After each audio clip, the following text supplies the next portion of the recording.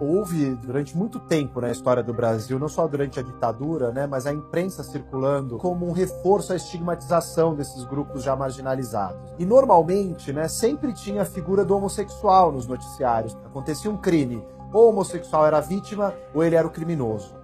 Mas era importante destacar que a pessoa era homossexual, de modo a assentar, consolidar isso na mentalidade média, né, do senso comum brasileiro. Não se tinha referências. Os gays que apareciam na televisão, os carnavalescos, como era o Clóvis Bornai, era uma imagem que a maioria, ou grande parte dos gays, não queria ser. Os gays diziam, eu sou gay, mas eu não sou aquilo. É esse o papel que eu tenho que fazer? Eu não quero ser isso. Eu não sou assim. Havia uma coluna do Celso Cury, que circulou em 76, e essa coluna chamava Coluna do Meio. Foi a primeira que tematizou na imprensa brasileira abertamente a questão da homossexualidade, mas ele é processado com base na lei de imprensa por violar a moral e os bons costumes, e ele acaba tendo que assumir o ônus disso.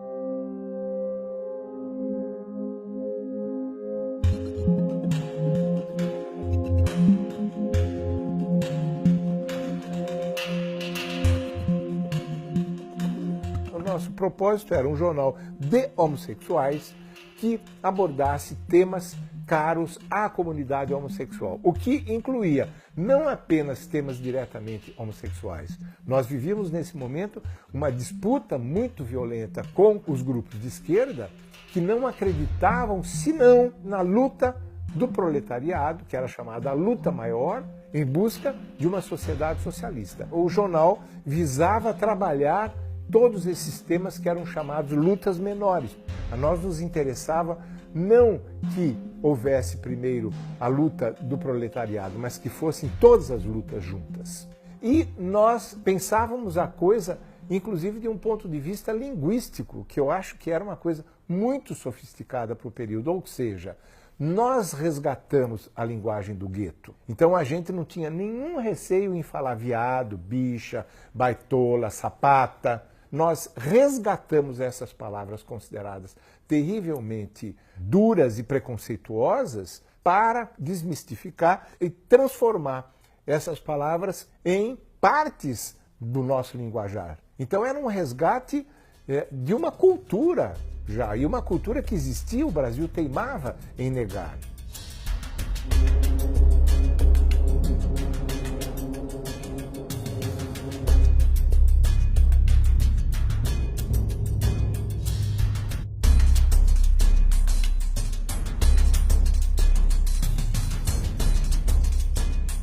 O Lampião convidou as lésbicas do Somos para escrever um artigo sobre lésbicas. E pela primeira vez sai uma matéria dita em primeira voz. Nós corremos com aquilo debaixo dos bracinhos lindos e fomos para a noite paulistana, dentro dos guetos das lésbicas, e vendemos 200 jornais.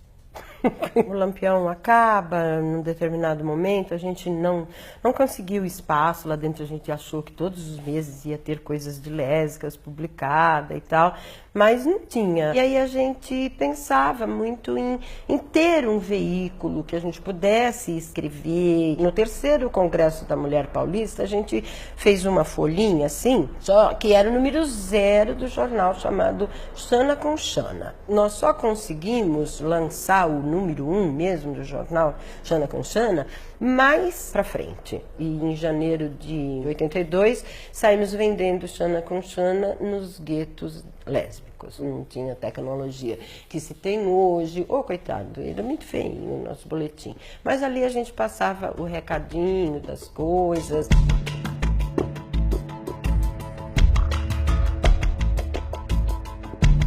Eu acho que o Lampião deixou uma lição muito